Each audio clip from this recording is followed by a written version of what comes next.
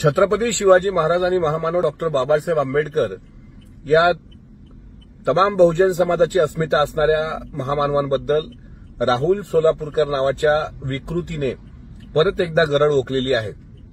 जाणीवपूर्वक प्रसिद्धीमध्ये राहण्याकरता त्याने हा प्रयोग केला असावा।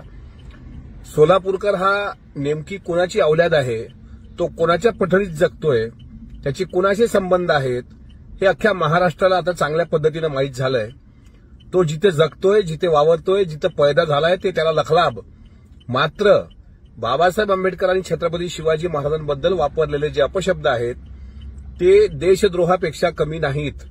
त्यामुळे महाराष्ट्रातील तमाम जनतेला मी विनंती करतो की या हरामखोरावर शक्य तितक्या लवकर कायदेशीर कारवाई करण्याकरता आपण स्वतः पुढाकार घ्यावा, प्रत्येक पोलीस स्टेशनमध्ये जावं आणि या भामट्यावर देशद्रोहाचा गुन्हा दाखल करण्याकरता पोलीस स्टेशनच्या पीआयशी त्यांना निवेदन द्यावं। या उपर तो हरामी माफी मागणार नाहीच।